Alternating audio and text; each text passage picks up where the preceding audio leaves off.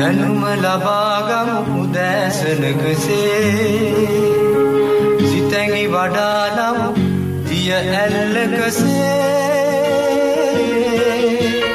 සුභාරතී සුභාරතී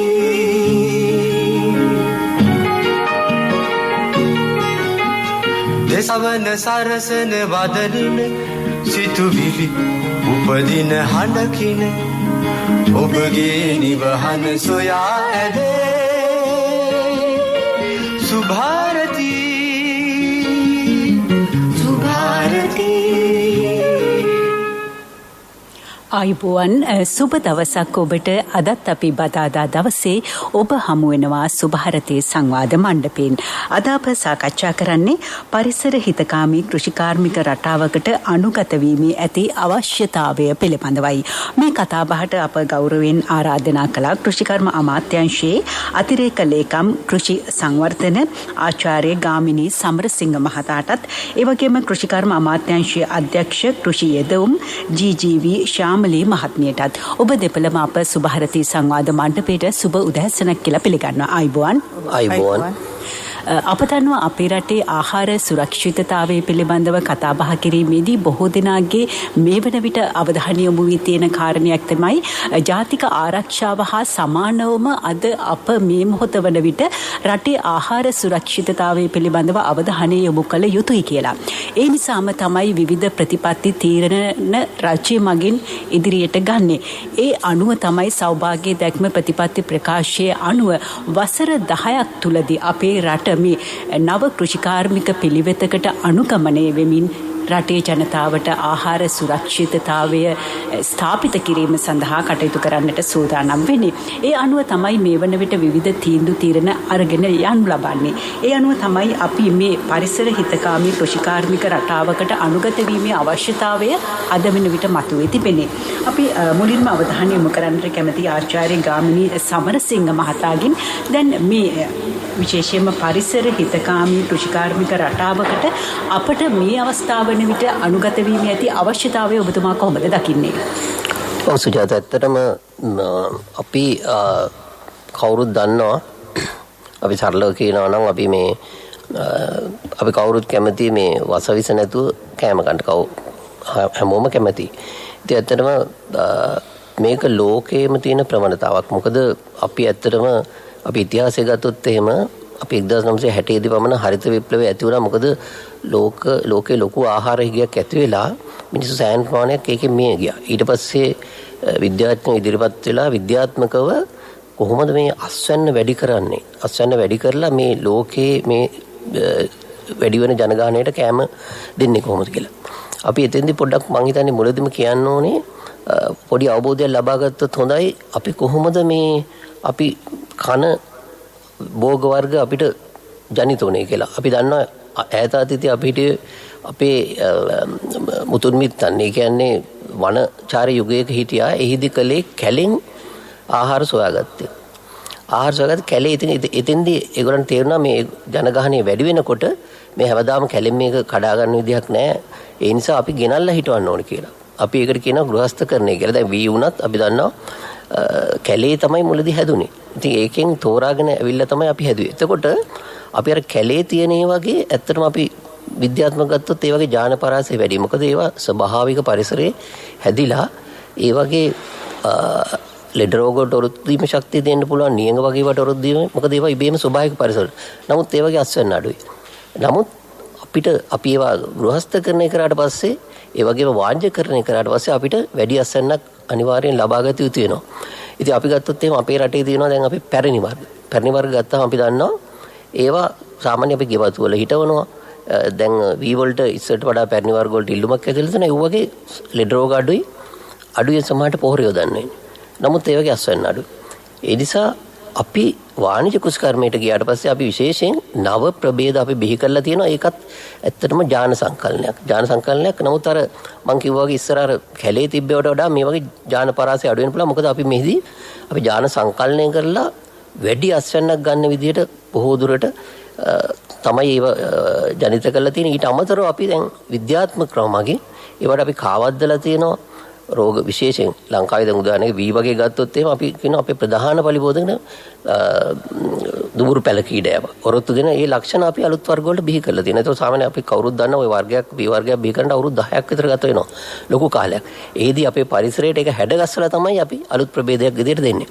එතකොට අපි මෙතෙන්දී පැහැදිලිව හඳුනා ගන්න ඕනේ මේ වාණ්‍ය කුෂ්කර්මයයි වාණ්‍ය නොවන කුෂ්කර්මයයි. මොකද අපි ගෙවතු වල අපිට හිටවන්න පුළුවන් අපේ දේශීය ප්‍රභේද අපි කියනවා පැරණි ප්‍රභේද කියලා. මොකද අපිට ඒවට වැඩි පෝර දාන්න අවශ්‍ය වෙන්නේ නැහැ. වැඩිලෙඩ රෝගේ. නමුත් අර වාණ්‍ය කුෂ්කර්මයට යනකොට එකම જાතියේ පැල ගහනයක් තියෙනකොට එකම වර්ගයක් තියෙනකොට ඒ වගේ ජාන සමානයි. එතකොට ඒවට විශේෂයෙන් රෝගයක් පලිබෝධයක් ආවොත් ඒක ව්‍යාප්ත වෙලා යන්න පුළුවන්. ඒ නිසා තමයි ඒ කියන්නේ අපි ඒවට ගැළපෙන විදියට අපි පරිසරය වෙනස් කරන්න වෙලා තියෙනවා. මොකද කලින් තිබ්බේවා ඒ පරිසරයට හැඩ ගැහුණා. නමුත් අලුත් වර්ගවල ඒ පරිසරයට අපි පරිසරය වෙනස් කරන්න. ඒක නිසා තමයි අපිට පසට පොහොර දාන්න වෙන්නේ. මොකද පසේ පරිසරය වෙනස් කරන්න වෙලා. කෘමිනාශක පලිබෝධනාශක යොදන්න වෙලා තියෙන්නේ. ඉතින් ඒ தත්ත්වය මත තමයි අද අපි මේ වගාවන් කරගෙන යන්නේ. මොකද විශේෂයෙන් අපේ වැඩි වෙන ජනගහනයට සහ මේ වැඩි වෙන කටවල් ගානට කැම කණ්ඩ දෙන්න මේ නව කුෂිකර්මයේ එකයි කුෂිකර්මයේ ව්‍යාපාරයක් විදියට කෙරෙන්නේ ඒ විදියට තමයි. ඔබ කිව්ව විදිහටම දැන් අප දන්නවා හරිත විප්ලවයත් සමගම අපේ රටෙත් මේ කෘෂි භෝග සඳහා විශේෂයෙන්ම රසායනික ද්‍රව්‍ය ඒ වගේම කාබනික නොවන රසායනික පොහොර භාවිතා කිරීම සිද්ධ වුණා. දැන් මේ දීර්ඝකාලීන වැඩපිළිවෙලක් තුළ අපේ රට දැන් මේ වර්තමානයේදී මේ කාබනික පොහොර ඒ වගේම කෘෂි රසායන වලින් ඉවත්ව මේ ගත්තා වූ ක්‍රියාමාර්ගයේ තුලදී ජනතාවත් ඒකට අනුගත වීමේ අවශ්‍යතාවයක් තිබෙනවා. ඒ සඳහා කොහොමද ඔබතුමාලාගේ මේ සඳහා දැනුවත් කිරීමේ ව්‍යාපෘති කොහොමද සිද්ධ වෙන්නේ? ඔව් ඇත්තටම දැන් අපි විශේෂයෙන් අපි කුෂිකර්ම දෙපාර්තමේන්තුව පැත්තෙන් කතා කළත් මේ මම කිව්වා මේ වාණිජ කුෂිකර්මාන්තයට යෑමේදී නිර්දේශකම තියෙනවා. ඒ කියන්නේ අපි හැම වෙලාවෙම නිර්දේශ කරන්නේ පරිසරයට අවම හානියක් වෙන විදිහට. ඒ කියන්නේ ශාකයට පරිසරයට අවම හානියක් වෙන විදිහට ශාකයට ඒ අවශ්‍ය ද්‍රව්‍ය උරාගෙන නිෂ්පාදනය වැඩි කරන්න. ඉතින් ඇත්තටම නමුත් මේ පොඩි කනගාටුවක් තියෙනවා කියන්න. මොකද මේ දැන් සමහර ගොවි මහතුරු හැමෝම නෙවෙයි මේ නිර්දේශ අභිබව යනවා. ඒ කියන්නේ පොහොර විශේෂයෙන් පොහොර ලාභයට හෝ සාහනාධාරයක් විදිහට දුන්නාට පස්සේ ඒගොල්ලෝ කරන්නේ මේක හරියට අවබෝධ නොකරගෙන පොහොර දැන් නොමිලේ දෙන එකත් සමහරට පාවිච්චි කරන ඊට අමතරව මේ සල්ලි වලට දීලා පොහොර ගන්නවා. මොකද ඒගොල්ලන්ට ආසයි මේක දැන් විභාගාවක් නම් නිල් පාටට දකින්න. නමුත් ඒක නෙවෙයි සත්‍ය. මොකද අපි පසට පොහොර වැඩියෙන් යොදන්න පස දූෂණය වෙනවා. ඒතකොට පසේ තියෙනවා ඇත්තටම ජෛව රසායනික ක්‍රියාවලියක්. ඒතකොට ඒ ජීවීන්ට ඒක බලපානවා.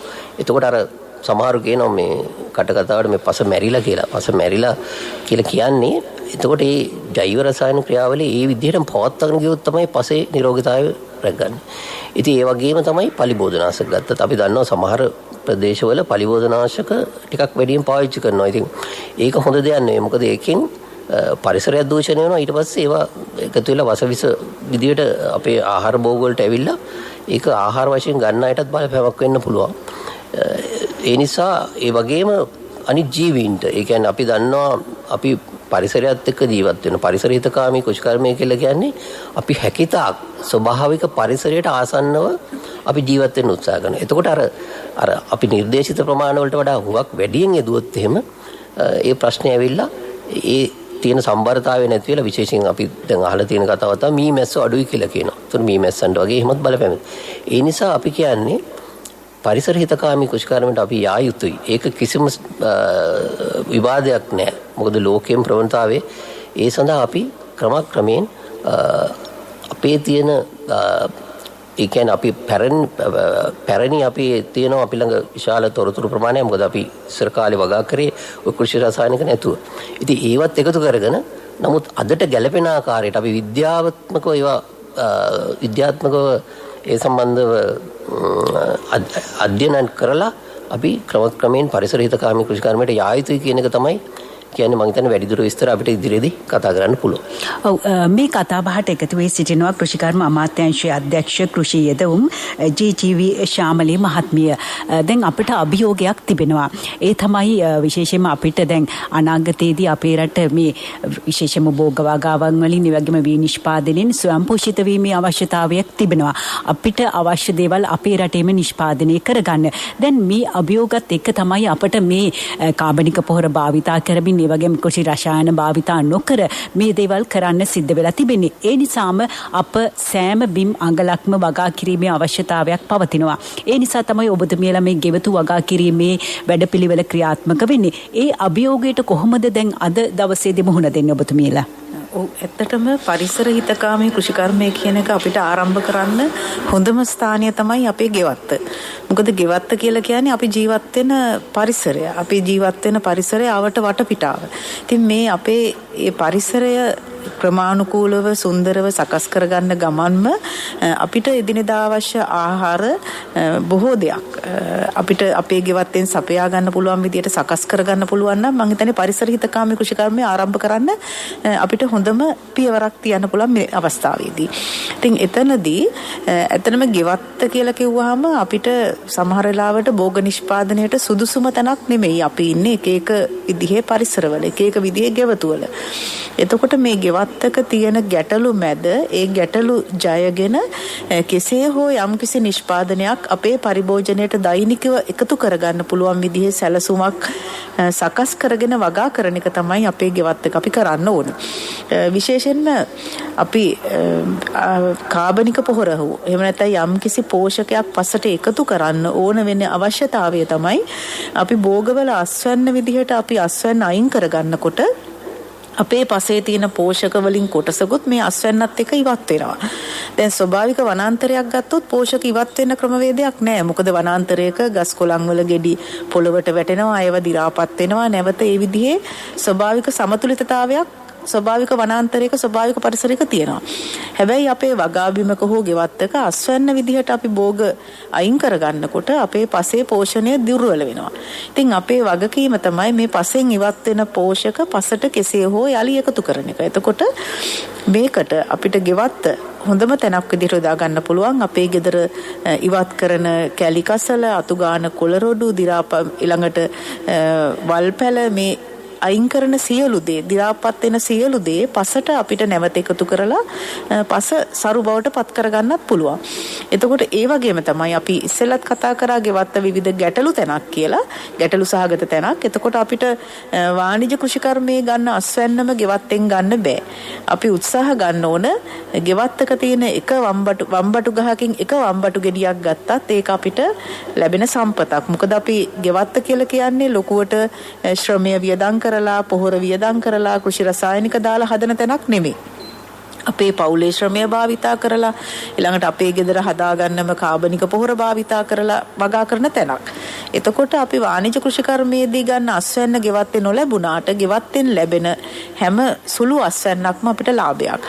ඉතින් ඒ වගේම තමයි අපිට හොඳටම වසවිසෙන් තොර හොඳ ආහාරයක් කියලා අපිට නිර්දේශයක් දෙන්න පුළුවන්, තහවුරුවක් කරගන්න පුළුවන් එකම තැන අපේ ගෙදර අපි හදාගන්න දේ. ඒ නිසා මම හිතන්නේ මේ වගා සංග්‍රාමයත් එක්ක අපි හැම වෙලේම උත්සාහ ගන්න ඕන අපේ ගෙවත්තේ හැම බිම් අඟලක්ම බිමක් නැත්නම් අපිට ආලෝකයේ වැටෙන හැම තැනක්ම වගාව සඳහා යොදාගෙන රටේ නිෂ්පාදනයට මේ වෙලාවේ දායක වෙන්න අපි උත්සාහ ගන්න ඕන. ඔව් ඒ වගේම තමයි දැන් බොහෝ දෙනෙක් හිතන කාරණයක් තමයි අපිට මේ දේවල් කරන්න බෑ කියන කාරණේ. නමුත් දැන් ගෙවත්තක තුල උනත් අපිට වගා කළ හැකි දේවල් වගා කරලා ඒ ප්‍රචලිත කිරීමකට හැකියාවක් තිබෙනවා නේද? ඔව් ඇත්තටම අපි දැන් ගෙවතු වගාව කියන එක ආරම්භ කරන්න ඕනක බොහෝ වෙලාවට බලන්න අපි ජීවත් වෙන ප්‍රදේශයේ පහසුවෙන් වැවෙන එළවලු පළතුරු තෝරගන්න. ඒ වගේම අපි අපේ තියෙන බිම් ඉඩකඩට සරිලන බිම් ඉඩකඩට ගැලපෙන විදිහේ එළවලු පළතුරු අපි තෝරගන්න ඕන. දැන් උදාහරණයක් විදිහට ගත්තොත් අද බොහෝ ගෙවතු අපේ පර්චස් 10 එහෙම නැත්නම් නාගරික ගෙවතු වෙනකොට ඊටත් වඩා 8 5 6 වගේ සීමාවට කොටු වෙලා. ඉතින් මේ වෙලාවේදී අපිට බිම් ඉඩකඩ තියෙනවා නම් ඉර එළිය වැටෙන තැනක් නම් බිම් ඉඩකඩ තියෙන ඉර එළිය වැටෙන හැම තැනක්ම අපි පසේ වගා කරන්න යොදා ගන්න පුළුවන්. ඒ වගේම තමයි පස රහිත ස්ථානයක, ඒ කියන්නේ අපිට බිම් ඉඩකඩ නැත්නම් ආලෝකයේ වැටෙන අපේ ඕනතරම් ස්ථාන අපේ ගෙදර වත්තේ තියෙනවා. ගල් වැටි තියෙන්න පුළුවන්, ඊළඟට අපේ ගෙදර වටේ තියෙන පේමන්ට් දාපුවා බැල්කනි, ඒ වගේ හැම තැනකම ඒ වගේ තැන්වල බඳුන් වල වගා කරලා අපේ රටේ නිෂ්පාදනයට අපිට දායක වෙන්න පුළුවන්. ඒ කියන්නේ අපේ ගෙදර පරිභෝජනයට අපි යොදා ගන්නවා කියලා කියන්නේ අන්තිමට රටේ ජාතික නිෂ්පාදනයටත් අපි යම් කිසි දෙයක් එකතු කිරීමක් වෙනවා. හැම ගෙදරකින්ම කොළමිටක් හැදුවත් ඒක අපේ රටේ සමස්ත නිෂ්පාදනයට දායක වෙනවා. ඉතින් මේ විදිහට අපිට විශේෂයෙන්ම අපේ පහසුවෙන් වගා කරන්න පුළුවන් එළවලු පළතුරු වලින් පටන් ගත්තම අපිට තියෙන ගැටලු අඩුයි. මොකද සමහර වෙලාවට අපි උත්සාහ ගන්නවා පහත රට ප්‍රදේශවල වගා කරන්න අපි කැමති උඩරට හැදෙන එළවලු වර්ග. ඒ වගේම උඩරට ප්‍රදේශවලත් පහත රටට ආවේනික වෙච්ච විශේෂ වෙච්ච වගා කරන්න උත්සාහ ගන්නවා. එතකොට අපිට ටිකක් ගැටලු වලට මුහුණ දෙන්න වෙනවා. විවිධ ලෙඩ රෝග එන්න පුළුවන්, වගාව දුර්වල වෙන්න පුළුවන්. එතකොට අපිටත් මේ වගාව පිළිබඳ පොඩි මන්දෝත්සාහී බවක් එන්න පුළුවන්.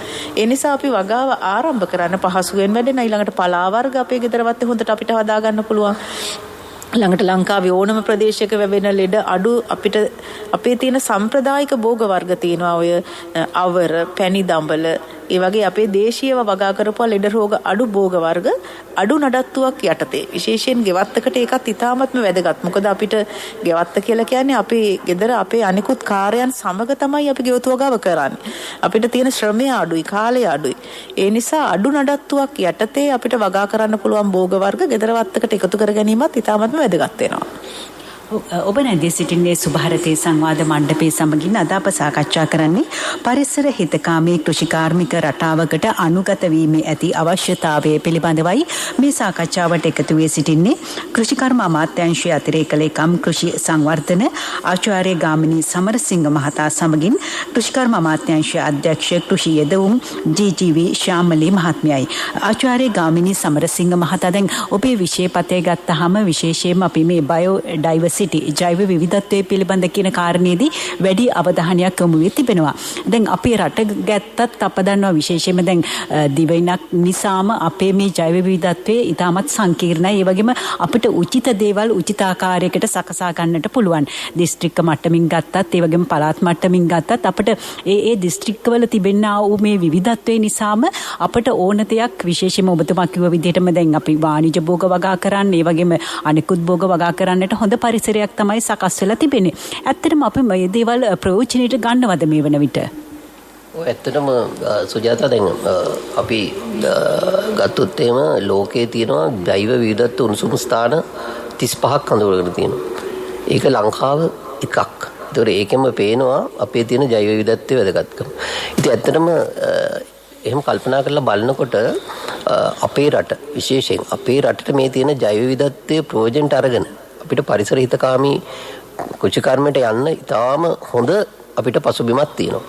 ඒ කියන්නේ අපි දැන් උදාහරණයක් විදිහට ගත්තොත් අපි හිතමු කාබනික පොහොර නිෂ්පාදනය කියන එක ගත්තොත් එහෙම කාබනික පොහොර නිෂ්පාදනය සඳහා අවශ්‍ය අමුද්‍රව්‍ය අපිට ඕන තරම් අපේ රටේ නිෂ්පාදනය කරගන්න පුළුවන්. ඒ වගේම අපි කාබනික කෘෂිකර්මයේදී තමයි තව දෙයක් අපි කරනවා මේ ජෛව කියන්නේ අපි ශුද්ධ ජීවීන් යොදාගෙන ඒ පොහොර නිෂ්පාදනය ආදී. ඒකට ඒවත් අපේ පසේ තියෙනවා. ඉතින් ඇත්තටම අපි මේ සම්බන්ධව දැන් විශේෂ අවධානයක් ඇත්තටම කෘෂිකර්ම දෙපාර්තමේන්තුවමගින් මෑතකදී ඒ සම්බන්ධව අවධානය යොමු කළා. වෙනමම ආයතනයක් මා කඳුරේ ස්ථාපනය කරලා තියෙනවා තිරසාර කෘෂිකර්ම පර්යේෂණ සංවර්ධන මධ්‍යස්ථානය කියලා. ඒක විශේෂයෙන් කෙරෙන්නේ මේ සම්බන්ධව පර්යේෂණ. ඒ වගේම අපි කෘෂිකර්ම දෙපාර්තමේන්තුවමගින් ක්‍රමක්‍රමයෙන් මේ පරිසර හිතකාමී කෘෂිකර්මයේ සඳහා යාම සඳහා විශේෂ වැඩසටහන් ඇත්තටම ක්‍රියාත්මක වෙමින් පැවතුණා. ඒ කියන්නේ අපි මෙතෙන්දී ඇත්තටම මම හිතන්නේ ගොවි මහත්තුන්ට දෙන පණිවිඩය තමයි අපි වෙනදට වඩා වැඩි අවධානයක් තමන්ගේ වගාව පිළිබඳ යොමු කරන්න. මොකද පරිසර හිතකාමී කෘෂිකර්මයේදී අපිට අර නිකන් පොහොර ටික ගහලා කුඹරට යන්නේ නැතුව, ඒ වගේම මොනවා හරි කුමිනාශක කවුරු හරි නිර්දේශ කරන දෙයක් ගහලා ඒ විදිහට අපිට මේ වැඩේ කරගෙන යන්න බෑ.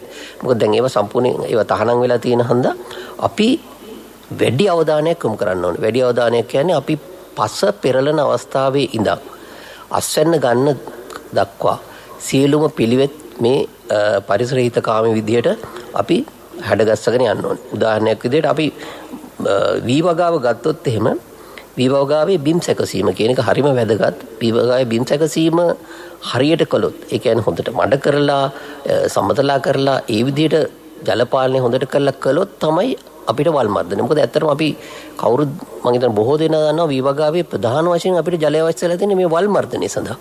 එතකොට ඒක නිසියාකාරව කරොත් තමයි අපිට වල් පාලනය. එතකොට අපිට වල්නාශක ගන්න අවශ්‍ය වෙන්නේ නැහැ. ඒ වගේම දැන් අලුතෙන් තියෙනවා අපිට ක්‍රම පැරචුට් තාක්ෂණය කියලා. එතකොට එතෙන්දී ඇත්තටම පැලය පසුත් එක්ක තමයි අපි ශේෂ්ත්‍රයේ ස්ථාපනය කරන්නේ.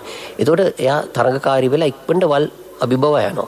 ඉතින් ඒ වගේ ක්‍රම. ඊට පස්සේ පේලියට පැල සිටීම අපි දැන් ඉස්සර මොකද ප්‍රශ්නේ තියෙන අපිට අර කම්කරු මේ ප්‍රශ්නේ නිසා.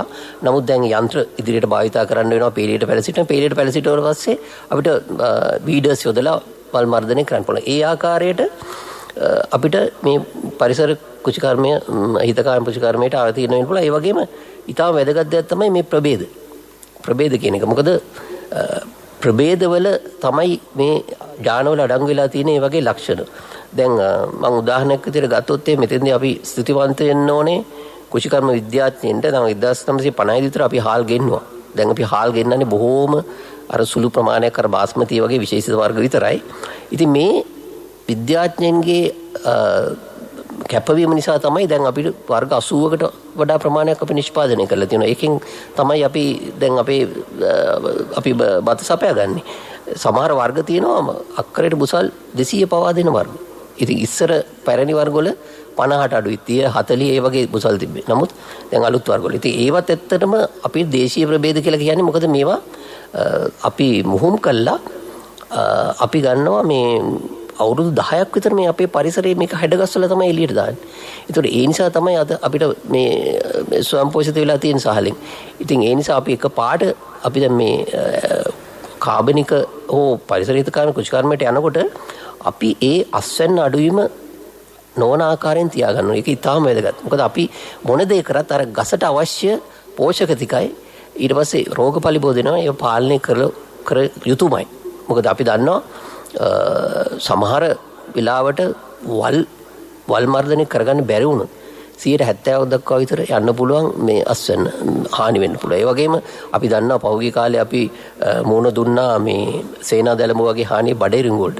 ඒක විශාල වශයෙන් පැතිරලා යන්න ගියා. නමුත් අපේ විද්‍යාඥයන් ඒකට බොහෝ මහන්සිලා සියලුම පිළිවෙත්. ඒ කියන්නේ අපි කියනවා ඒකාබද්ධ වලිබෝධ මර්ධන ක්‍රම යොදාගෙන විශේෂයෙන් අපි ඔය තියනවා දැන් අලු භාවිතය වැලි භාවිතය ඒ වගේ ඊට අමතරව අපි ජෛව පාලන ක්‍රම විශේෂයෙන් බිත්තර සඳහා ඒ කියන්නේ මේ සේනා දැල්ම වගේ බිත්තර වලට හානි කරන අපි සතෙක් ලංකාවේ හොයාගත්තා.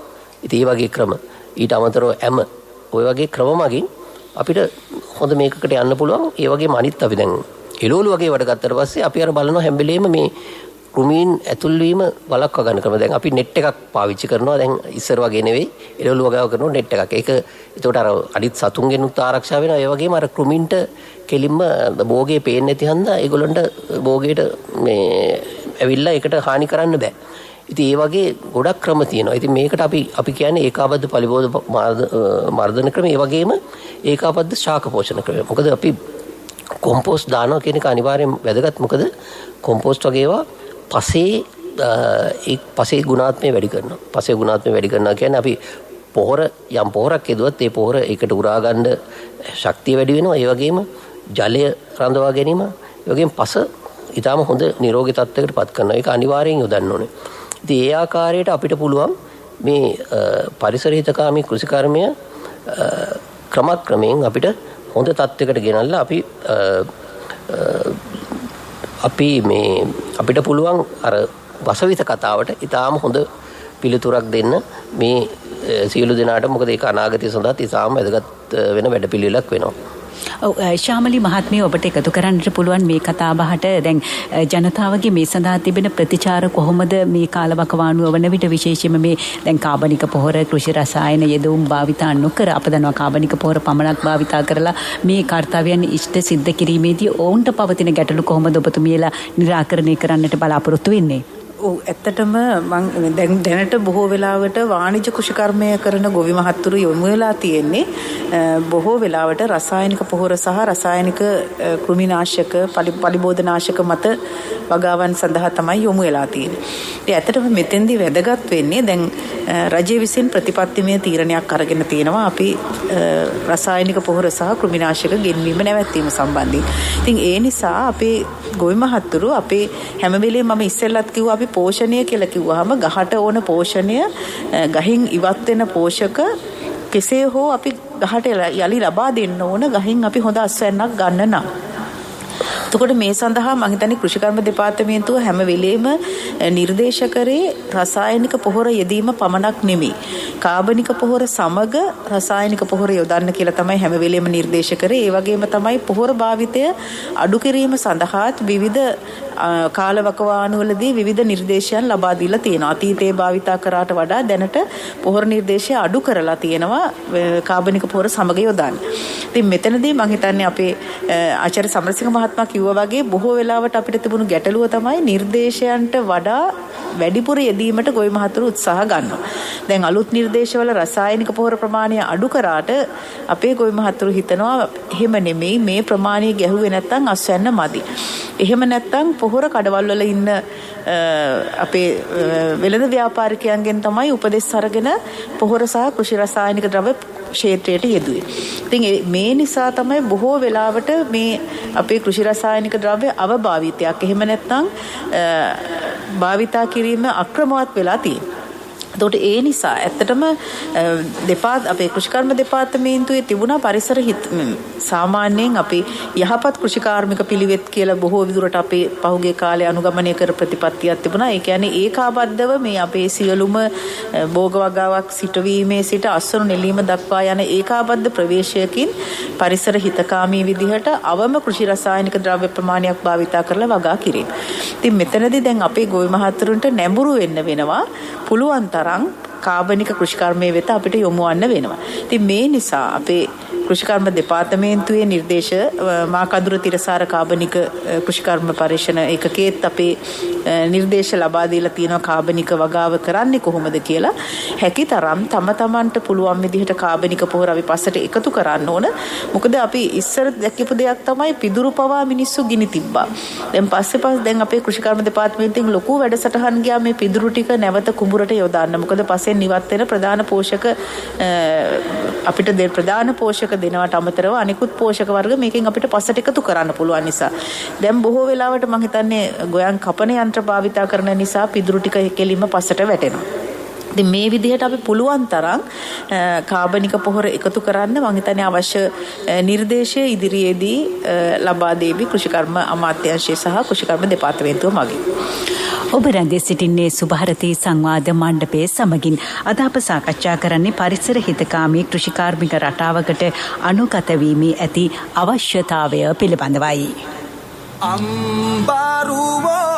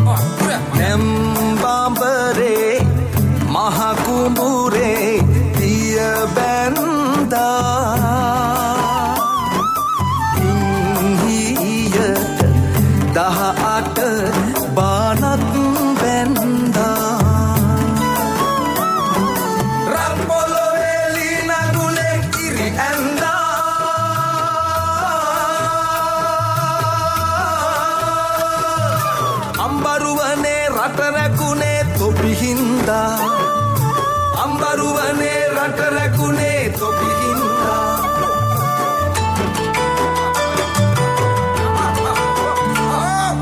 කැලේ හැදෙන කිරිමදු වැල් කාපල්ලා දොලේ ගලන හීතල දිය වීපල්ලා වෙලේ හීයෙන් අහවර කරන පල්ලා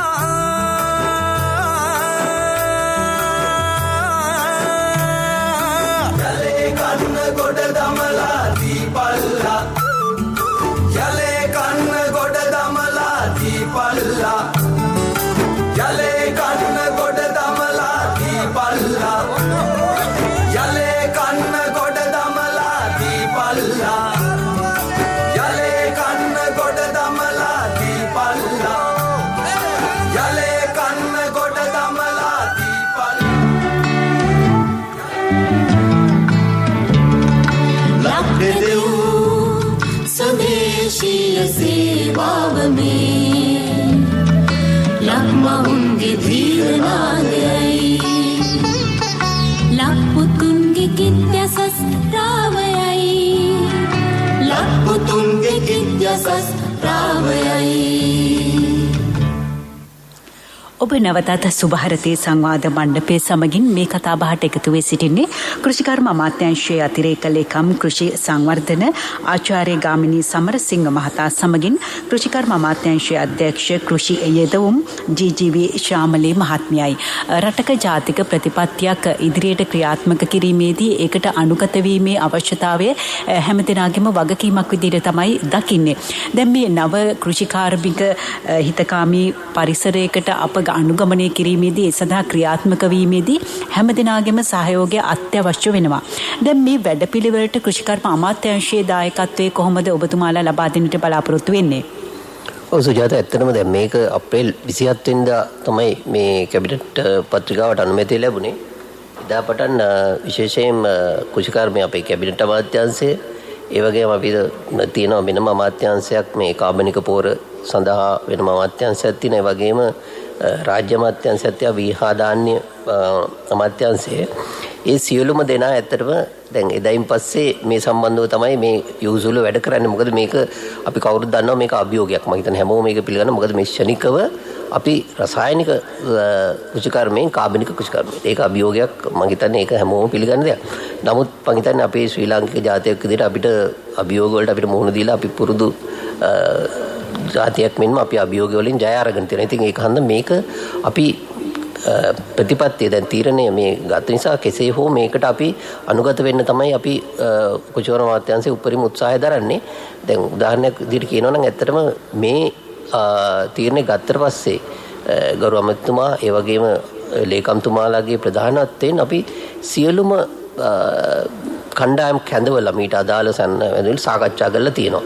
සාකච්ඡා කරලා යම් තීරණ අරගෙන තියෙනවා. ඒ වගේම මේක දැන් අර අපේ සියලුම සමාජය මේකට හැඩගස්සන්න ඕනේ.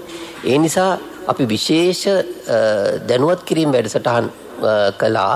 මොකද මේ දවස්වල ඇත්තටම අපි Zoom තාක්ෂණය ඔස්සේ තමයි මාර්ග ක්‍රමයේ යටතේ තමයි කළේ. විශේෂයෙන් අපේ දිසාපතිවරු ඒ වගේම පළාත් සභාවල ලේකම්වරු ඒ සියලු දෙනා දැනුවත් කරා. මොකද මේ අපි දන්නවා මේ පිළිබඳ ඒගොල්ලෝ දැනුවත් කරන්න ඕනේ මේ කැබිනට් පත්‍රිකාවේ මොකක්ද කියන්නේ. ඒ වගේම ඊට අමතරව කමිටුවක් පත් කරලා තියෙනවා, ටාස්ක් ෆෝස් එකක් පත් කරලා තියෙනවා. ඒතකොට ඒගොල්ලන්ගේ කාර්යභාරය මොනවද? ඒ වගේ අපි දැනුවත් කිරීම කරා. ඊට අමතරව හරිම වැදගත් වෙනවා සුජාතා මේ අපේ මේ පොළවේ මහ පොළවේ මේක කරන කට්ටිය. ඒ කියන්නේ ගොවි මහත්තුරුන් ඒ වගේම අපි දන්නවා අපිට ඉන්නවා මේ කෘෂිකර්ම පරීක්ෂණ හා සහකාර ගොවි ජන සේවා මධ්‍යස්ථානවල ඒ වගේම කෘෂිකර්ම උපදේශක. එතකොට ඒගොල්ලෝ අනිවාර්යෙන් මේක දැනුවත් කරන්න ඕනේ. තාක්ෂණික වශයෙන් දැනුවත් කරන්න ඕනේ. මොකද කොහොමද මේකට හැඩගැහිම සඳහා ඒ සඳහා විශේෂ වැඩසටහන් අපි සියල්ල සැලසුම් කරලා තියෙනවා. අපි ඒකට මාර්ගසිතීමක් සකස් කරලා තියෙනවා. කෘෂිකර්ම දෙපාර්තමේන්තුව හරහා තමයි ඔය තාක්ෂණික දැනුම ඒගොල්ලන්ට ලබා දෙන්නේ. දැන් මේ දිනවල ඒවා හැමදාම වගේ කිරීගෙන යනවා.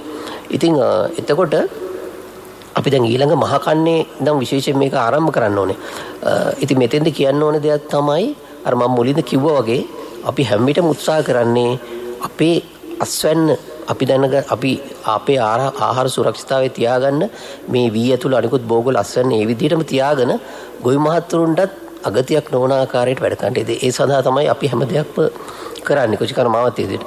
ඒ නිසා විශේෂ වැඩසටහන් ක්‍රියාත්මක කරනවා. දැන් මම හිතන්නේ මතයක් තියෙනවා දැන් අර අපි සාමාන්‍ය සම්ප්‍රදායික කාබනික පොහොර යොදනකොට අපි විශාල ප්‍රමාණයක් යොදන්න ඕන කියන එක මේ ටොන් 5ක් 10ක්. ඒ කියන්නේ වීවකාවේ ගත්තොත් එහෙම අපි පිදුරු ටික දැම්මත් ඊට අමතරව තව ටොන් 5ක් දැම්මත් අර රසායනික පොහොර වලින් ගන්න අස්වැන්න ගන්න බෑ කියන මතය තියෙනවා. නමුත් දැන් ලෝකේ ඇත්තටම මේ මොකද ලෝකේ කාබනික පැත්තට නැඹුරු වෙලා තියෙන නිසා විශේෂයෙන් ඔය ඕස්ට්‍රේලියාව, කැනඩාව, නෙදර්ලන්තේ වැනි රටවල් මේ සඳහා යම් මේගොල්ලෝ වැඩි ප්‍රවණතාවයක් දක්වනවා. ඒදී ඒගොල්ලෝ නිෂ්පාදනය කරලා තියෙන කාබනික පොහොර මේ විශේෂයෙන් අපිට තියෙන තර්ජන තමයි මේ යූරියා වෙනුවට විකල්පයක් කියන එක. ඒතකොට ඒ කියන්නේ යූරියා වලින් අපි දෙන්නේ නයිට්‍රජන්. නයිට්‍රජන් තමයි ප්‍රධාන අවශ්‍ය වෙන මූලද්‍රව්‍ය. ඒතකොට ඊට විකල්ප විදියට පොහොර වර්ග නිෂ්පාදනය කරලා තියෙනවා කාබනික පොහොර 4-5ක් වගේ නයිට්‍රජන්. ඒකට ඔය මුහුදු පැලෑටි සීවීඩ්ස් කියන ඒවා යොදාගෙන තියෙනවා. ඉතින් මේ තාක්ෂණය අපිට තියෙන ඇත්තටම හැකිතාක් මේ තාක්ෂණය අපි උකහා ගන්න ඕනේ. තාක්ෂණය උකහාගෙන ඒ තාක්ෂණය අනුව හැබැයි අපි විද්‍යාවේ අපි ඉගෙන ගන්න පළවෙනි පාඩම තමයි යම් දෙයක් අපි විද්‍යාත්මකව අපි රටට දෙනවා නම් අපි පරීක්ෂණයක් කරන්න ඕනේ. ඊට පස්සේ නිරීක්ෂණය කළා ඒ අනුව තමයි නිගමනයට එන්න ඕනේ. ඉතින් මම කියන්නේ අර මොන තාක්ෂණය අපි කරත් මොන දේ කරත් අපි ඒ විදියට අපි පරීක්ෂණය කරලා ඒකේ යම් නිරීක්ෂණ ලබාගෙන තමයි අපි නිගමන වලට ගිහිල්ලා තමයි අපි ගොවි ජනතාවට දෙන්න ඕනේ. නැත්තම් අපිට ගොවි ජනතාවගෙන් නැවත අපිට චෝදනාවක් එන්න පුළුවන් මේ මොකද මේක සමහරට මේ වැඩසටහන ඒගොල්ලෝ අකමැති වෙන්නත් පුළුවන්. ඒ නිසා අපි ඊටම පරිස්සමෙන් අපි කුෂිකර්ම අමාත්‍යාංශ විදියට හැකිතාක් සියලුම කණ්ඩායම් සහභාගී කරන මේ උත්සාහ කරනවා මේ හොඳ තාක්ෂණය ලබා දීලා ශ්‍රේෂ්ඨවලම මේ නිෂ්පාදනය කරගන්න. ඊට අමතරව අලුත් නව තාක්ෂණයේ උදාහරණයක් විදිහට අපිට සමහරට පොහොර වලට අපිට යම් දේවල් එකතු කරන්න. දැන් අපිට උදාහරණයක් විදිහට පොස්පරස් වෙනකොට අපිට අපේම තියෙනවා එප්පාවල රොක් ෆොස්ෆේට් කියන එක. ඒක මිශ්‍ර කරලා අර පොස්පරස් අවශ්‍යතාවය. පොටෑසියම් වලටත් පොටෑසියම්ත් අපි දැන් ලබාගන්නේ මිරුවෙට් පොටෑෂ් කියන්නේ ඒක අපි කියන්නේ khනිජ පොහොර කියලා මිනරල් ෆර්ටිලයිසර්. ඒතර ඒක උනත් අපිට එකතු කරන්න පුළුවන් වෙනවා. මොකද ඒකත් කාබනික කෘෂිකර්මයට ඒක ප්‍රශ්නයක් වෙන්නේ. ඉතින් ඒ ආකාරයට යම් වෙනස්කම් කරලා මේ නව තාක්ෂණ යොදාගෙන අර කාබනික ප්‍රමාණය දැන් අපි හිතුවොත් එහෙම අපි දැන් ඔය එකතු කරනවා කියලා යම් දේවල් එතකොට අපිට අර ටොන් 5 තියෙන එක ටොන් 1 කිලෝ 600 වගේ දක්වා අඩු කරගත්තොත් මම හිතන්නේ ඒ ප්‍රශ්නේ ගොඩක් දුරට මග හැරෙනවා. එතකොට ගොවියා නිෂ්පාදනය කරගන්න මේ ප්‍රමාණයට අර අනිත් දේවල් එකතු කරලා පොරක් හදාගෙන ඒ විදිහට මේ අර අවශ්‍යතාවය ඉටු කරගන්න ඕනේ. හැබැයි ඒකට මම කිව්වා වගේ අර විද්‍යාත්මක ප්‍රවේශය අත්‍යවශ්‍ය වෙනවා. ඒ විදිහට තමයි අපි ආයුත්තේ මේ ප්‍රශ්න අඩු කරගෙන ඉදිරියට මම හිතන්නේ. ඔව් අප ශාමලී මහත්මියගේ අවධානය යොමු කරන්නට කැමති. දැන් මෙතුමා කිව්ව විදිහටම මේ නව තාක්ෂණයත් එක්ක තමයි මේ ගමන අපට යන්නට හැකියාව ලැබෙන්නේ. දැන් මෙහි අප දන්නවා විශේෂිත වූ කණ්ඩායම තමයි ගොවි මහත්වරුන්. දැන් මේ ගොවි මහත්වරුන් සමග මේ ගමන මේ තාක්ෂණයත් එක්ක මේ කාබනික පොහොර ඒ වගේම රසායනික ද්‍රව්‍ය භාවිතා නොකර අපි මේ යන ගමන ඉදිරියට යන්නට ඕන් කොහොමද දැනුවත් කරන්නේ? ඒ සඳහා ඔවුන්ගේ දායකත්වය ලබා ගන්නේ කොයි විදිහටද? ඔව් ඇත්තටම දැනටමත් කෘෂිකර්ම අමාත්‍යාංශයේ මාර්ගගත සැලැස්ම ගැන ආචාර්ය සමරසිංහ මහත්මයා පැවසුවා. එතකොට මේ සැලැස්මට අනුව අපි දින වකවානු වෙන් කරලා තියෙනවා. දැන් අපි මුලදී දැනුවත් කරා දිසාපතිවරු ඊළඟට පළාත් ලේකම්වරු මේ විදිහට පියවරෙන් පියවර ගිහිල්ලා ඊළඟට පළාත් සභාවල් වල ඉන්න කෘෂිකර්ම බලධාරීන් මේ හරහා ගිහිල්ලා අන්තිමට බිම් මට්ටමට යන්නේ කෘෂිකර්ම උපදේශකවරු සහ ගමේ ඉන්න අපේ කෘෂිකර්ම පරීක්ෂණ හා නිෂ්පාදන සහකාරවරු. එතකොට ගමේ අපේ ගොවි මහත්තුරුත් එක්ක කෙලින්ම ගැටෙන පිරිස තමයි අපේ කෘෂිකර්ම උපදේශක මහත්මීන් සහ අපේ කෘෂිකර්ම පරීක්ෂණ සහ නිෂ්පාදන සහායකවරු. එතකොට ඒගොල්ලන්ට තාක්ෂණය කෘෂිකර්ම දෙපාර්තමේන්තුවේ තියෙන කාබනික පොහොර නිපදවීමේ තාක්ෂණය දැනට ක්‍රමානුකූලව ඒගොල්ලන්ට බෙදා හැරීමේ දැනටමත් ඇත්තටම අපේ බොහෝ දෙනෙක් අපේ කෘෂිකර්ම ක්ෂේත්‍රයේ නිරත අය දන්නව කාබනික පොහොර හදන්නේ කොහොමද කියලා. මේ විවිධ නව ක්‍රමවේද හොයාගත්තා නම් ඒ සියලු දේ ඒගොල්ලන්ව දැනුවත් කිරීම සඳහා සැලසුම් සකස් කරලා තියෙන්නේ. මේ දවස්වල අවශ්‍ය පුහුණු වීම් කරගෙන යනවා මාර්ගගත ක්‍රමයේ ඔස්සේ. ඉතින් ඇත්තටම මෙතනදී පොඩ්ඩක් කියන්න ඕන ඕන බොහෝ වෙලාවට කාබනික පොහොර කිව්වහම අපේ බොහෝ දෙනෙක් කාබනික පොහොර කියන්නේ කොම්පෝස්ට් විතරද කියලා ගැටලුවක් එනවා. එහෙම නැත්නම් කොම්පෝස්ට් කාබනික පොහොරද කියලා. එතරම් කාබනික පොහොර කියන්නේ අපේ දි รา පත් වෙන ශාක හෝ සත්ව කොටස් එහෙම නැත්නම් ශාක සහ සත්ව කොටස් යොදාගෙන සකස් කරගන්නා පොහොර. එතකොට මෙතනදී අපිට අපි හදාගන්න කොම්පෝස්ට් වගේම ගෙදර අපේ ගවයෝ ඇති කරනවා නම් ගොම ටික කුකුල් පොහොර මේ වගේ දේවල් අපිට යොදා ගන්න පුළුවන්. ඒ වගේම කාබනික දියර පොහොර වර්ගත් අපිට සකසා ගන්නත් පුළුවන්. අපි දැන් ගෙවතු වගාවක් කරනවා නම් ගෙදර වත්තක වුණත් අපිට ඔය සරලවම කිව්වොත් ග්ලිරිසීඩියා කොළ සහ ග්ලිරිසීඩියා කොහොම මම හිතන්නේ ගොඩක් අය දන්නවා විවිධ ප්‍රදේශවල විවිධ නම් වලින් හඳුන්වනවා වැටමාර ලාඩප්පයි වගේ විවිධ නම් වලින්. එතන ග්ලිරිසීඩියා කොළ සහ අමුගොම එකතු කරලා පල් කරලා සතියක් විතර තියලා පල් කරලා ගත්තොත් අපිට ඒන ද්‍රාවණය නැවත ජලය සමග මිශ්‍ර කරලා ගත්තත් දියර පොහොරක් විදිහට සකසා ගන්න පුළුවන්. එතකොට මේ වගේ අපේ මම හිතන්නේ කෘෂිකර්ම දෙපාර්තමේන්තුවේම සකස් කරපු විවිධ කාබනික දියර පොහොර වර්ග ක්‍රමවේද ගොඩක් තියෙනවා. ඒ වගේම අපේ පසේ ඉන්න ගැඩවිල්ල යොදාගෙන අර රතු පැහැති පොඩි ගැඩවිල්ල යොදාගෙන අපිට පණු දියර පොහොර නිස්සාරණය කරගන්න පුළුවන්. ඒ වගේම මේ පණුව යොදාගෙන කොම්පෝස්ට් පොහොර වැඩි වේගයෙන් දි รา පත් කිරීමේ ක්‍රියාවලියකට යන්නත් පුළුවන්. ඒතර මේ වගේ විවිධ තාක්ෂණයන් තියෙනවා. අපි ඉගෙන ගන්න සම්ප්‍රදායික කොම්පෝස්ට් හදන ක්‍රමවේදවලට වඩා. ඒතකොට මේ තාක්ෂණයන් දැන් මම හිතන්නේ බොහෝ වෙලාවට දැන් මාර්ගගත ක්‍රමයේ ඔස්සේ කෘෂිකර්ම දෙපාර්තමේන්තුව මගින් ප්‍රාදේශීයව ඉන්න කෘෂිකර්ම උපදේශකවරුන් දැනුවත් කිරීම සිදු වෙනවා.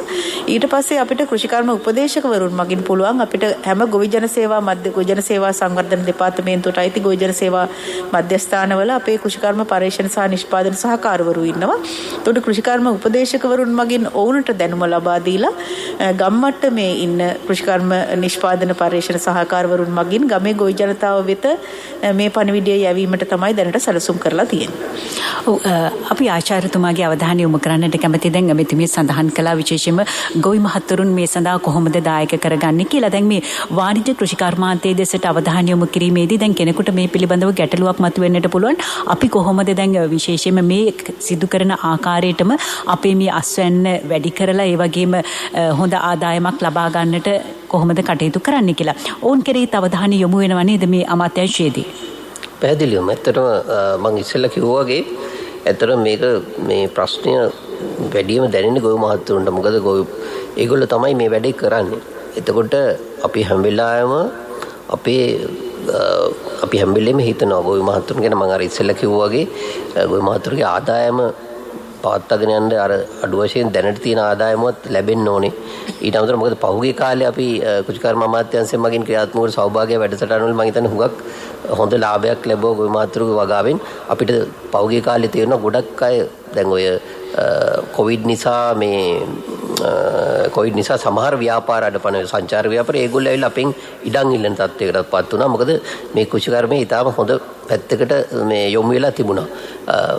ඒගොල්ලෝ විශේෂ මේ ඒ වගේම මම හිතන්නේ අපේ ජනාධිපතිතුමාගේ සංකල්පයක් තමයි අපේ කෘෂිකර්මය අතින් අපි 0.7% පමණ ප්‍රමාණයක් තමයි දලදේශීය නිෂ්පාදනයට අපි මොකද නමුත් ඒක වැඩි කරන්න පුළුවන් එක දෙයක් තමයි අපේ මේ රටේ බොහෝ දේවල් නිෂ්පාදනය කරන්න පුළුවන් ගුණාත්මක දේවල් ඒවා ඊට පස්සේ විදේශ වෙළඳපොළ ඩැවල් අපිට විදේශ විනිමය පවා අපිට මේ ලබා ගැනීමේ හැකියාව තියෙනවා. ඒ නිසා අපි මෙතෙන්දී හැම විටම අපි කෘෂිකර්ම අමාත්‍යාංශය උත්සාහ කරන්නේ ඒ தත්ත්වයේ තියාගෙන ඒ தත්ත්වය හෝ ඒ වර්ධනය කරගනිමින් තවදුරටත් ගුණාත්මක. මොකද ඇත්තටම අපිට යම් දවසක අපේ නිෂ්පාදන මේ පරිසර හිතකාමී විදිහට නිෂ්පාදනය කරන්න පුළුවන් නම් ලෝකේ ඕන කෙනෙක් ගන්නවා. අපිට හොඳ වෙළඳපොළක් ඇත්තටම විවෘත වෙනවා. ඉතින් ඒක අපේ අනාගතයේදී මම හිතන්නේ ඊටාම හොඳ දෙයක්. මේ ලංකාවේ නිෂ්පාදනය කරන ඒවා මෙන්න මේ විදිහ පරිසර හිතකාමී විදිහට තමයි අපි නිෂ්පාදනය කරන්නේ.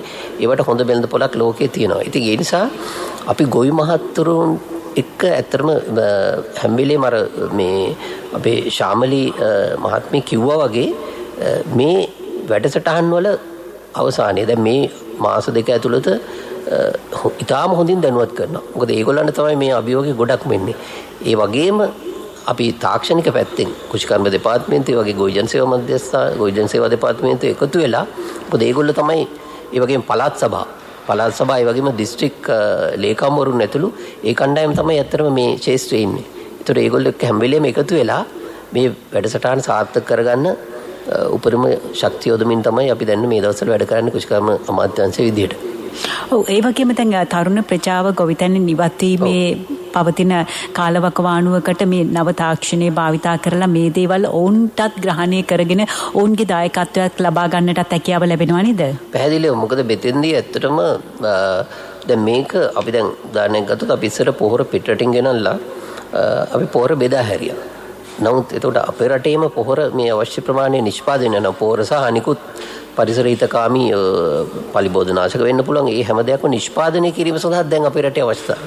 එතකොට අපිට ඇත්තටම අපිට දෙන්න පුළුවන් එක පණිවිඩයක් තමයි අපේ දැන් උදාහරණයක් විදිහට මේ අපේ ඔය මේවා ගෙන්නපු සමාගම් වලට උනත් අපේ රටේ දැන් තාක්ෂණය අපේ රටේ විද්‍යාඥයන් අතර හොයාගෙන තියෙන දේවල් වර්ධනය කරලා ඒවා හොඳට ගොවි ජනතාවට යන විදිහට මේ වාණ්‍යකරණය කරලා කරන්න පුළුවන්. ඊට අමතරව තරුණ ප්‍රජාවට කරන්න පුළුවන් ව්‍යවසායකත්ව ක්‍රම. ඒ කියන්නේ එතන පොහොර නිෂ්පාදනය කරන්න පුළුවන් ගම් මට්ටමේ. මොකද පොහොර සෑහෙන විශාල ප්‍රමාණයක් අවශ්‍ය වෙන නිසා ඒගොල්ලන්ට පුළුවන් ව්‍යවසායකයන් විදිහට වර්ධනය කරලා ඒවට ආධාර දෙනවා, ණය දෙනවා.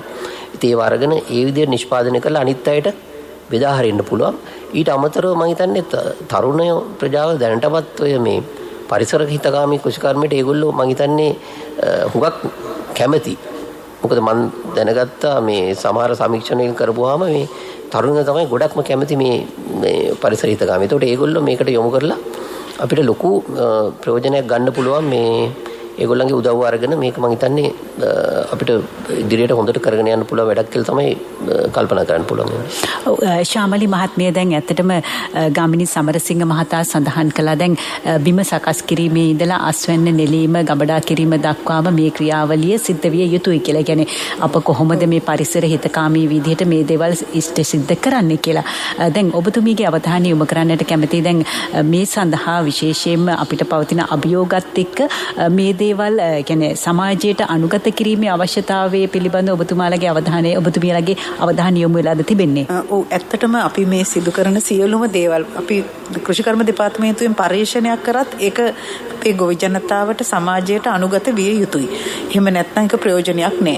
ඉතින් මෙතෙන්දී විශේෂයෙන්ම අපි ගොවි ජනතාව වගේම පාරිභෝගික ජනතාව ගැනත් අවධානය යොමු කරන්න ඕන. ගොවි ජනතාවගේ ආදායම ඉහළ නැංවීම වගේම එයාලගේ ආදායම ඉහළ නංවන්න නම් එයාලගේ නිෂ්පාදනය වැඩි වෙන්න ඕන. එයාලගේ නිෂ්පාදනය වැඩි වුණොත් තමයි අපේ පාරිභෝගිකයාට සුලභව ආහාර ගන්න පුළුවන් වෙන්නේ.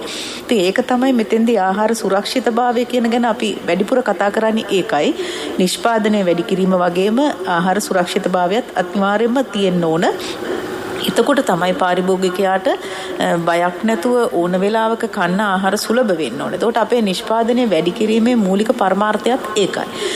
එතකොට අපේ මම හිතන්නේ අපි සිදු කරන සියලු තාක්ෂණයන් දැන් අපි උදාහරණයක් විදිහට මම හිතන්නේ ආචාර්ය සමසිංහ මහත්මයා කෝ අපි අලුත් වී ප්‍රභේද බිහි කරේ කොහොමද කියලා. ඇත්තටම මෙතනදී අපි පාරම්පරික වී ප්‍රභේද අමතක කරලා නැහැ. පාරම්පරික වී ප්‍රභේදවල තියෙන හොඳ ලක්ෂණ අරගෙන තමයි ඉස්සරහට ගිහින් අලුත් වී ප්‍රභේද බිහි කරේ.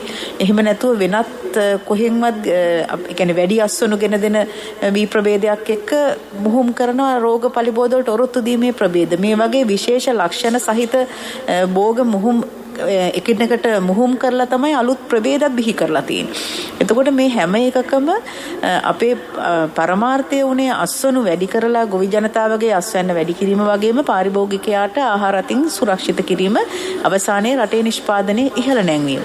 ඉතින් මේ සියලුම දේ අපේ පරිසරයට ගොවි ජනතාවට අනුගත වෙන්න පුළුවන් විදිහේ පරිශ්‍රණ තමයි කෘෂිකර්ම දෙපාර්තමේන්තුවෙනුත් සිදු කරේ. මොකද මම ඉස්සෙල්ලත් කිව්වා අපි ඉස්සෙල්ලා භාවිතා කරපු පොහොර භාවිතය ටික ටික අඩු කරලා තිනවා. ඒ වගේම කෘෂි රසායනික ද්‍රව්‍ය වලිනුත් පලිබෝධනාශක මම හිතන්නේ අධික විෂ කාණ්ඩයේ පලිබෝධනාශක පහුගිය වසර කීපය වෙනකොට අපේ භාවිතයෙන් අපි ඉවත් කරලා තිබුණා. එතකොට මේ පුළුවන් තරම් අපේ පරිසරයට ගොවි ජනතාවට හිතකර පාරිභෝගිකයාට හිතකර කෘෂිකාර්මික ප්‍රතිපත්තියකට කෘෂිකාර්මික ක්‍රමවේදයකට අපි යා යුතුයි. ඒ වගේම අපේ නිෂ්පාදනයට බාධාවක් වෙන්නේ නැති වෙන්න අපේ සියලු සැලසුම් ගොවි ජනතාව වෙතට යා යුතුයි. ආචාර්ය ගාමිණී සමරසිංහ මහතාගේ අවධානය යොමු කරන්නට කැමැතියි. දැන් ඔබතුමා සඳහන් කළා අපි කොහොමද මේ ඒකාබද්ධ පලිබෝධ නාශක ක්‍රම අනුගමනය කරලා ඒකාබද්ධව මේ දේවල් සිද්ධ කරන්නේ කියලා. ඒනුත් අපට යම් වාසියක් ලබා ගන්නට පුළුවන් කියලා. ඒ වගේම විවිධ ක්‍රම ඔබතුමා සඳහන් කළා, විශේෂයෙන්ම මේ දැන් අප මීමැසි ගහණය වැඩි කිරීම වගේ දේවල්. ඒ වගේම භෝග විවිධාංගීකරණයත් මෙහිදී අප අනුගතේ විය යුතු ක්‍රමයක් නේද? පැහැදිලිවම දැන් ඇත්තටම භෝග විවිධාංගීකරණය මම හිතන්නේ දැන් ගෙවතු වගාවේදී අනිවාර්යයෙන්ම වෙන දෙයක් තමයි භෝග විවිධාංගීකරණය.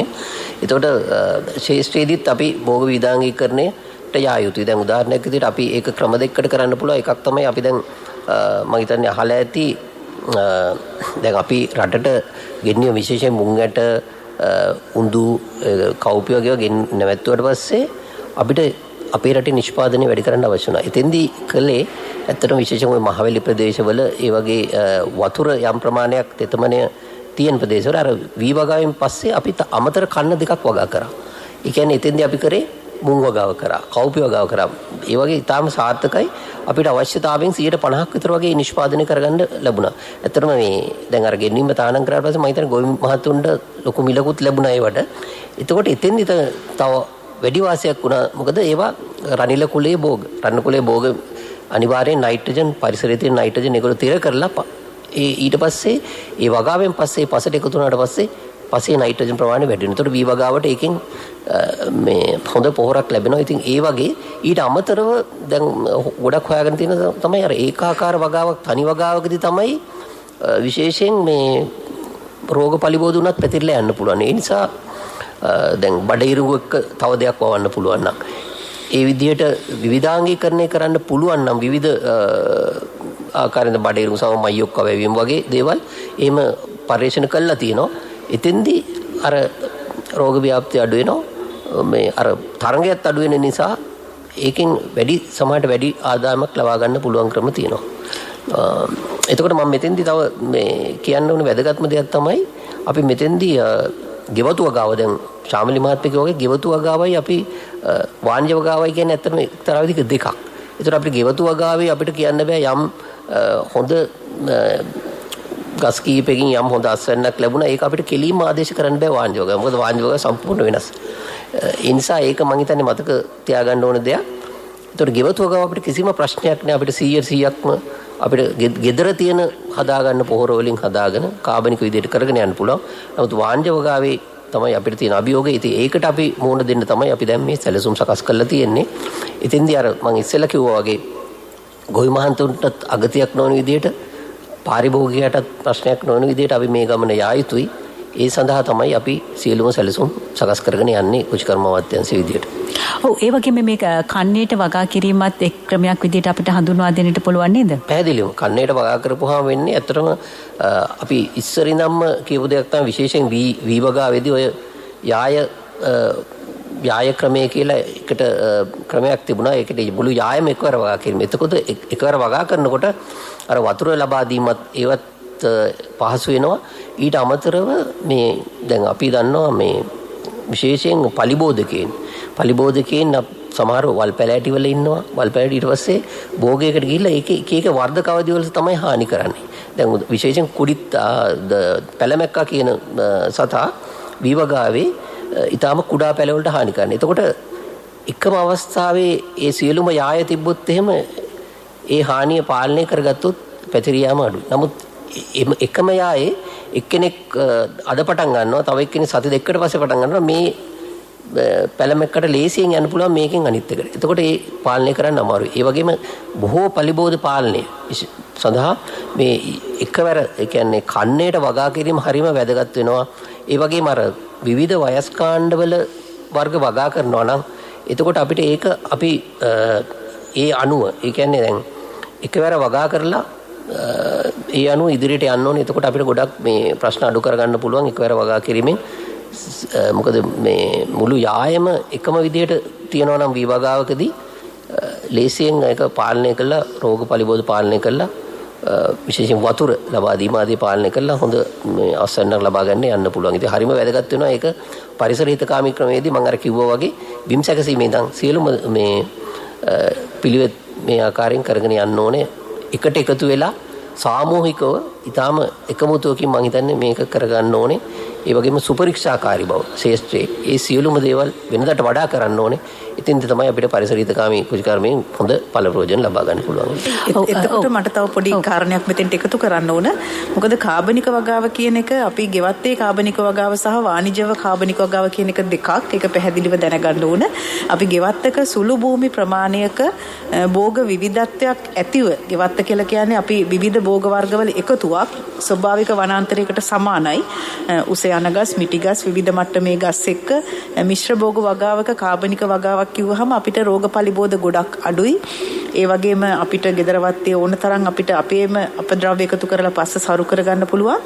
ඉතින් මේ ගෙවත්තේ වගා කරන කාබනික වගාව වාණිජ වගාවකට ආදේශ කිරීමත් ගැලපෙන්නේ නැහැ. ඒ නිසා ඒ දෙකත් පැහැදිලිව වෙනස්. මම හිතන්නේ ඒකත් අපි හැමෝම තේරුම් ගන්න ඕන. ඒ වගේම තමයි අපි ගෙවත්තේ තියෙන භෝග විවිධාංගීකරණය අපිට වාණිජ ලෙවල් වගාවකත් මිශ්‍ර භෝග වගාව විදිහට අපිට යන්න පුළුවන්. මිශ්‍ර භෝග වගාව විදිහට එළවලු පේලියක් කර පේලියක් වෙනස් වර්ග. ඊළඟට භෝග මාරුව එක කන්නයක එක වර්ගයක් වගා කරනවා, ඊළඟ කන්නයේදී වෙනත් වර්ගයක් වගා කිරීම. මේ වගේ ක්‍රම මගිනුත් අපිට පලිබෝධ ගහණය අඩු කරගන්න පුළුවන්. අද අප සාකච්ඡා කරේ පරිසර හිතකාමී කෘෂිකාර්මික රටාවකට අනුගත වීමේ ඇති අවශ්‍යතාවය පිළිබඳවයි. කතාබහට එකතුනේ කෘෂිකර්ම අමාත්‍යාංශයේ අතිරේක ලේකම් කෘෂි සංවර්ධන ආචාර්ය ගාමිණී සමරසිංහ මහතා සමගින් කෘෂිකර්ම අමාත්‍යාංශයේ අධ්‍යක්ෂ කෘෂි යෙදවුම් ජී.ජී.වී. ශ්‍යාමලී මහත්මියයි. ඔබ දෙපළවට බෙහෙවින්ම ස්තුතිවන්ත වෙනවා අද සුභාරතී සංවාද මණ්ඩපයට එක්වීම පිළිබඳව. අද සුභාරතී සංවාද මණ්ඩපයේ නිෂ්පාදනය කළ පවිත්‍රා කේචුනී නානායක්කාර, තාක්ෂණික මෙහෙයුම ලබා දුන්නා අරුණ නානායක්කාර සමගින් පී නන්දන, සම්බන්ධීකරණය කළ උමන්දා කුමාරී මහගෙදර, මම සුජාතා කරුණාරත්න. අපි ඔබට ප්‍රාර්ථනා කරනවා යහපත් දවසක්.